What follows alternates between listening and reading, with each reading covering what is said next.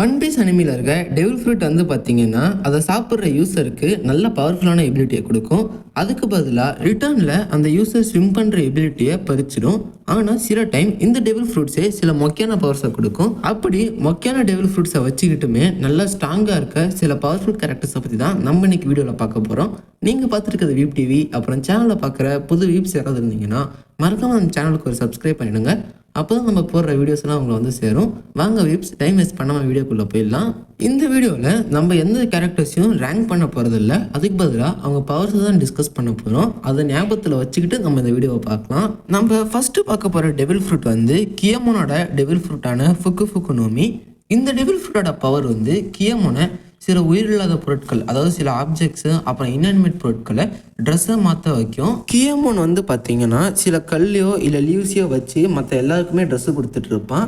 அதுவும் இல்லாமல் தன்னோட ட்ரெஸ்ஸுமே அவனால் மாற்றிக்க முடியும். இப்படிப்பட்ட டெவில் ஃப்ரூட் பவரை அவன் எங்கே யூஸ் பண்ணியிருப்பான்னு நீங்கள் கேட்கலாம். கியமோன் வந்து பார்த்தீங்கன்னா இந்த டெவில் ஃப்ரூட் பவரை யூஸ் பண்ணி ஒனியோஷிமா ரைட் அப்போ பல பேருக்கு கைடோவோட ட்ரூப்ஸ் மாதிரி அவங்களோட ட்ரெஸ்ஸை கொடுத்துருப்பான். இது மூலயமா தான் கைடோவை டேக் ஆன் பண்ணி டிஃபீட்டே பண்ணியிருப்பாங்க. யாருக்கு தெரியும், அந்த இடத்துல கியமோன் மட்டும் அந்த மூவை பண்ணலன்னா ஸ்ட்ரா ஹேட்ஸால் கைடோவை டிஃபீட் பண்ணியிருக்கவே முடியாது. இதை விட ஹைலைட்டான விஷயம் என்னன்னா, ட்ரெஸ்லெஸ்ஸாக இருக்கப்ப டோஃபியோட அண்டர் கிரவுண்டுக்கு போயிட்டு டோஃபி மாதிரியே ட்ரெஸ்ஸை போட்டுக்கிட்டு டோஃபியோட ஆளுங்க கிட்ட வேலை சொல்லிட்டு இருப்பான். அதையுமே டோஃபியோட ஆளுங்க வந்து டோஃபி தான் வேலை சொல்றான்னு சொல்லிட்டு அதை நம்பிட்டு இருப்பாங்க. ஸோ இப்படிப்பட்ட ஒரு வீக்கான டெவில் ஃப்ரூட்டுமே கியமோன் வந்து அவனோட புத்திசாலித்தனத்தை யூஸ் பண்ணி ரொம்பவே நல்லா யூஸ் பண்ணியிருப்பான். இதுக்கு அடுத்ததான் பார்க்க போகிற டெவில் ஃப்ரூட்டை பற்றி நம்ம பார்க்கறதுக்கு முன்னாடி இந்த சிச்சுவேஷனை நீங்கள் யோசிச்சு பாருங்களேன். உங்களை சுற்றி இருக்க எல்லா சவுண்டுமே ஒரு செகண்ட் மியூட் ஆகிடுது. ஆனால் ஏதோ நடக்கிற மாதிரி இருக்குது, ஆனால் என்ன நடக்குதுன்னு தெரியல. அதை நீங்கள் ரியலைஸ் பண்ணுறதுக்குள்ளவே உங்களை சுற்றி இருக்க ஏதாவது உங்களுக்கு தேவையான பொருளோ இல்லை ஏதாவது விஷயமோ காணாமல் போயிருக்கலாம், இல்லைனா உடஞ்சி போயிருக்கலாம். இப்படிப்பட்ட பவர் இருக்க ஒரு டெவில் ஃப்ரூட்டை பற்றி தான் நம்ம பார்க்க போகிறோம். ஆமாங்க, இது கொராசனோட சவுண்ட் டெவில் ஃப்ரூட் தான். இந்த டெவில் ஃப்ரூட்டை வச்சு யூஸரால் ஒரு சவுண்ட் பேரியரை கிரியேட் பண்ண முடியும். அந்த பேரியருக்குள்ளே இருக்கிற எந்த ஒரு சவுண்டுமே அந்த பேரியருக்குள்ளே இருக்கிறவங்களால உணரவும் முடியாது, கேட்கவும் முடியாது. ஆனால் இந்த டெவில் ஃப்ரூட் பவர் வந்து ப்ராக்டிக்கலாக பேட்டிலில் யூஸ்லெஸ்ன்னு தான் நம்ம நினைப்போம்.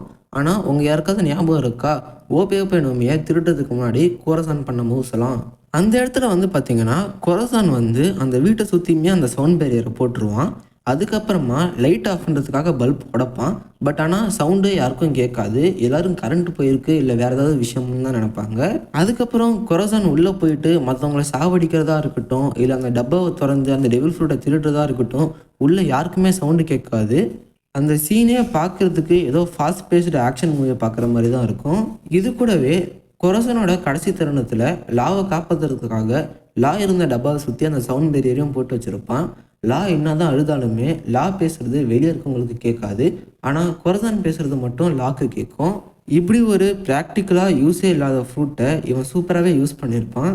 இதுக்கு அடுத்ததாக நம்ம பார்க்க போகிறது CP9 ஏஜென்டான காக்கு தான். காக்குக்கு வந்து பார்த்தீங்கன்னா ஜிராஃபி டெவில் ஃப்ரூட் கிடச்சிருக்கும். ஆக்சுவலாக அந்த டெவில் ஃப்ரூட்டோட பவரை அவன் ஃபுல்லாக யூஸ் பண்ணுற மாதிரி காமிச்சிருக்க மாட்டாங்க. ஜோரோக்கிட்டேயுமே ஜோரோ வந்து ஆஸ்ட்ரா மோட் யூஸ் பண்ணுறப்ப டிஃபீட் ஆகிடுவான். பட் இப்போ ரீசெண்டாக வந்து எக்யூட் ஐலாண்ட் ஆர்க்கில் கூட வந்து பார்த்தீங்கன்னா காக்கு வந்து ஈஸியாகவே ஜோரோ கிட்ட டிஃபீட் ஆகிடுவான். ஆனாலுமே இந்த டெவில் ஃப்ரூட்ஸ் எல்லாம் ஸ்ட்ராங்காக யூஸ் பண்ணுற கேரக்டர்ஸோட வீடியோவில் இவன் இடம் பிடிச்சதுக்கான காரணமே வந்து பார்த்தீங்கன்னா அந்த டெவில் ஃப்ரூட்டை வாங்கின அன்னைக்கே தான் ஜோரோ கிட்ட இவன் அவ்வளோ சூப்பராக ஃபைட் பண்ணியிருப்பான். இந்த ஜிராஃபோட ஸ்பீடே வந்து பார்த்தீங்கன்னா ரொம்ப ஸ்லோவாக தான் இருக்கும். ஆனால் காக்கு வந்து அவன் CP9 ஏஜென்ட்டாக இருந்த எக்ஸ்பீரியன்ஸை யூஸ் பண்ணி ஓரளவுக்கு ஜோரோட ஸ்பீடுக்கு மேட்ச் பண்ணுற அளவுக்கே ஃபாஸ்ட்டாக மூவ் பண்ணுவான். நம்மளுக்கு அனிமியில் இது வரைக்கும் காமிச்ச வரைக்குமே டெவில் ஃப்ரூட் கிடைச்ச அன்னைக்கே அந்த டெவில் ஃப்ரூட் பவரை நல்லா அடாப்ட் பண்ணி யூஸ் பண்ண ஒரே கேரக்டர் காக்கு மட்டும்தான். இதை தாண்டி காக்குக்குமே சரி அவனோட டெவில் ஃப்ரூட்டுக்குமே சரி அவ்வளோ சொல்கிற அளவுக்கு பவர்ஸ் இல்லை. அவனோட ஒரே எபிலிட்டி வந்து பார்த்தீங்கன்னா அந்த டெவில் ஃப்ரூட் கிடைச்ச உடனே அதோட பவருக்கு ஏற்ற மாதிரி அவனே அடாப்ட் பண்ணது தான். இதனால தான் அவனால் இந்த வீடியோவில் இடம் பிடிக்க முடிஞ்சிச்சு. ஸோ அவ்வளோதான் வீப்ஸ், இதோட இந்த வீடியோ முடியுது. வீடியோ பிடிச்சிருந்தா வீடியோக்கு ஒரு லைக் பண்ணிவிட்டு சேனலை சப்ஸ்கிரைப் பண்ணிவிடுங்க. அப்போ தான் நம்ம போடுற வீடியோஸ் எல்லாம் உங்களை வந்து சேரும். அடுத்த வீடியோவில் நம்ம பார்க்குற வரைக்கும் டாட்டா பை பை.